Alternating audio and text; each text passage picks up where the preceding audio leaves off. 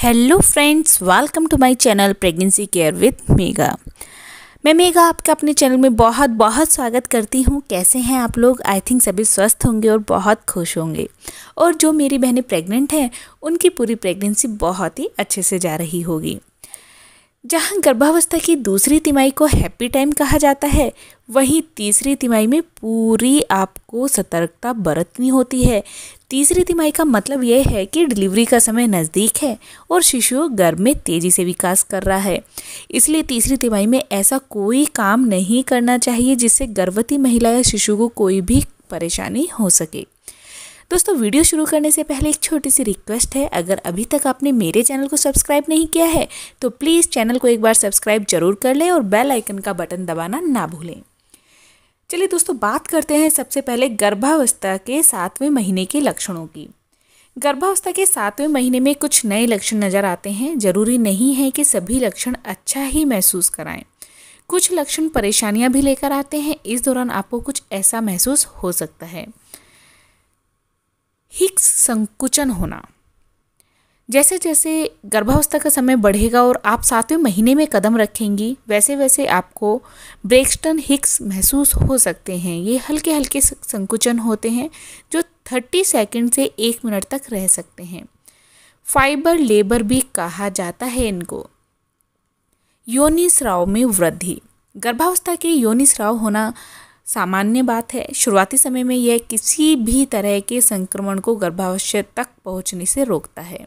समय के साथ साथ शिशु का सिर श्रोणि भाग पर दबाव डालता है, जिस कारण योनि से रिसाव होने लगता है। हालांकि ये सामान्य है, लेकिन अगर आपको इस स्राव से दुर्गंध आने लगे तो तुरंत डॉक्टर से संपर्क करें। ये आपके अंदर किसी इन्फेक्शन के कारण भी हो सकता है। स्तनों से रिसाव होना। गर्भावस्था की दूसरी तिमाही में ब्रेस्ट से रिसाव होना शुरू हो जाता है। यह गाढ़ा और पीले रंग का पदार्थ होता है जिसे कोलोस्ट्रम कहते हैं। यह रिसाव दिन में किसी भी समय हो सकता है। जैसे जैसे डिलीवरी का समय नज़दीक आता है ये एकदम रंगीन हो जाता है और ऐसा होना सामान्य प्रक्रिया है। ये ज़रूरी नहीं कि ऐसा सभी के साथ हो, लेकिन अगर किसी को ऐसा अनुभव हो तो इसे सामान्य समझें। अपच की समस्या। गर्भावस्था में अपच की समस्या होना आम है। इस दौरान अक्सर पेट फूलना, छाती में जलन और जी मिचलाना बहुत ही कॉमन समस्याएं हैं। ये समस्या तीसरी तिमाही में ज़्यादा बढ़ जाती है। शिशु के विकसित होने से पाचन तंत्र ठीक से काम नहीं कर पाता है, जिस कारण अपच की समस्या होने लगती है।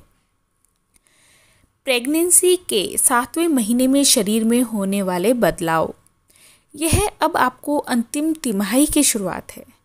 इस समय तक आपका पेट और बढ़ जाएगा। कई तरह के शारीरिक चेंजेस आपको देखने को मिलेंगे।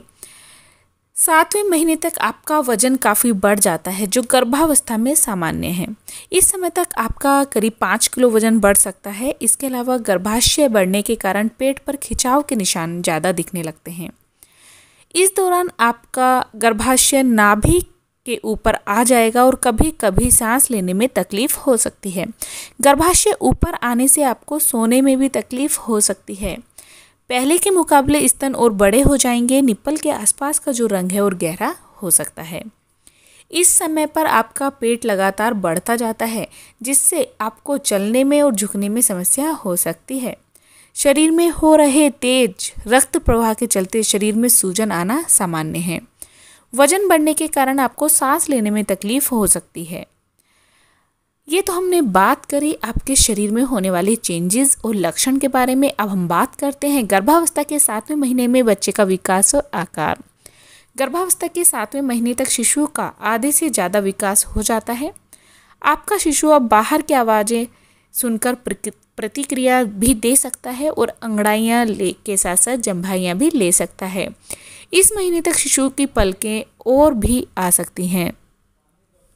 अब शिशु आंखें खोल भी सकता है और बंद भी कर सकता है। इसके अलावा गर्भावस्था के 7वें महीने के अंत तक शिशु लगभग 14 इंच लंबा हो जाता है और उसका वजन 1 किलो के आसपास हो सकता है। गर्भावस्था के 7वें महीने में देखभाल। गर्भावस्था का 7वां महीना आखिरी तिमाही की शुरुआत है। इस दौरान खास देखभाल की ज़रूरत होती है। आपकी जीवन शैली कैसी है, आप क्या खा रही हैं और किन चीज़ों से आप परहेज कर रही हैं, ये सब आपकी गर्भावस्था पर असर डालती हैं। अब हम बात करते हैं कि गर्भावस्था के 7वें महीने में आपको क्या खाना चाहिए। गर्भावस्था के 7वें महीने में आपको अपने खान पान पर विशेष ध्यान रखना होगा। ये गर्भावस्था की आखिरी तिमाही है, इसलिए आप जो भी खाएं, जैसा भी खाएं, पर पौष्टिक खाएं ताकि आपको और शिशु को भरपूर पोषण मिले। आयरन युक्त खाद्य पदार्थ का आपको सेवन करना है। दूसरी तिमाही में खून की कमी से बचने के लिए भरपूर मात्रा में आयरन युक्त भोजन आप करती हैं तो तीसरी तिमाही में भी आपको उसी चीज़ को फॉलो करना है। कैल्शियम युक्त भोजन। गर्भावस्था में बच्चे के विकास के लिए कैल्शियम जरूरी है, खासतौर से तीसरी तिमाही में। इस दौरान अतिरिक्त कैल्शियम लेने की ज़रूरत होती है। मैग्नीशियम से युक्त खाना खाना। मैग्नीशियम कैल्शियम को अवशोषित करने में मदद करता है। इसके अलावा ये पैरों में होने वाली ऐंठन से राहत दिलाता है, तो मैग्नीशियम युक्त भोजन का भी आपको सेवन करना है। DHA से भरपूर खाना। DHA एक फैटी एसिड है जो शिशु के दिमागी विकास के लिए बहुत ज़रूरी है। इसके लिए आप कम स्तर की मरकरी वाली मछली, संतरे का जूस, दूध व अंडे का सेवन कर सकती हैं। Folic acid. शिशु की रीढ़ की हड्डी और दिमाग के विकास के लिए फॉलिक एसिड लेना बहुत ही ज़रूरी है। ये शिशु को बहुत सारी बीमारियों से बचाने में मदद करता है। इसके लिए डॉक्टर गर्भवती को फॉलिक एसिड के सप्लीमेंट्स भी देती हैं। फाइबर युक्त भोजन। 7वें महीने के दौरान गर्भाशय काफ़ी बढ़ जाता है, जिस कारण पेट का पाचन तंत्र ठीक से काम नहीं कर पाता। इस वजह से अक्सर गर्भवती को कब्ज की समस्या रहती है। इससे बचने के लिए जितना हो सके फाइबर युक्त भोजन खाएं। Vitamin C. आयरन को ठीक से अवशोषित करने के लिए विटामिन सी का सेवन करना जरूरी है। विटामिन सी के लिए आप संतरा, नींबू अपने खान पान में शामिल कर सकती हैं। गर्भावस्था के 7वें महीने में क्या नहीं खाना चाहिए। मसालेदार और ज़्यादा फैटी वाली चीज़ें आपको गर्भावस्था के 7वें महीने में बिल्कुल भी नहीं खानी है। सोडियम का ज़्यादा इस्तेमाल करना। शरीर में सूजन आना आम बात है, इससे बचने के लिए आपको सोडियम की मात्रा कम करनी होगी। ज़्यादा नमक वाली चीज़ें जैसे कि चिप्स, डिब्बाबंद खाना, बाजार का अचार खाना, ये सब चीज़ें आपको काफ़ी हद तक कम कर देनी होंगी। कैफ़ीन और अल्कोहल का सेवन आपको बिल्कुल भी नहीं करना है। गर्भावस्था में शराब, तंबाकू, सिगरेट और कैफ़ीन युक्त चीज़ें जैसे चाय, कॉफ़ी के सेवन से बचना चाहिए। Junk food. इस दौरान जंक फूड जैसे पिज़्ज़ा, बर्गर और बाहर की चाट पकौड़ियाँ खाने से बचें। ये चीज़ें आपको पाचन को ख़राब कर सकती हैं। इसमें पोषक तत्व भी नहीं होते हैं, तो इन चीज़ों को बिल्कुल भी ना खाएं। गर्भावस्था के 7वें महीने के लिए व्यायाम। व्यायाम हर किसी के लिए ज़रूरी है। ये आपको न सिर्फ शारीरिक रूप से स्वस्थ रखता है बल्कि तरोताज़ा भी रखता है। गर्भावस्था की आखिरी तिमाही है, इसलिए ऐसा कोई आसन नहीं करना है जिससे शिशु को नुकसान पहुँचे। आप चाहे तो इस दौरान अनुलोम विलोम, हल्की फुल्की सैर कर सकती हैं, लेकिन ज़्यादा शारीरिक गतिविधियां इस महीने में करने से मना की जाती हैं। 7वें महीने के दौरान सावधानियां। इस दौरान आपको अपनी दैनिक क्रियाओं में सतर्कता बरतनी होगी। 7वें महीने में आपको क्या नहीं करना है। खान पान। इस दौरान सबसे ज़रूरी है कि सही खान पान। गर्भावस्था के 7वें महीने में आप ओमेगा 3 फैटी एसिड का सेवन करें। नियमित रूप से सैर करें। गर्भावस्था के 7वें महीने में आपको नियमित रूप से सैर करनी चाहिए। ये आपके लिए बहुत ही फ़ायदेमंद होगी। इससे आपके प्रसव के दौरान आसानी होगी। नियमित रूप से जांच कराएं। डॉक्टर से नियमित रूप से जांच करवाना जरूरी है। इसमें किसी भी तरह की लापरवाही ना बरतें।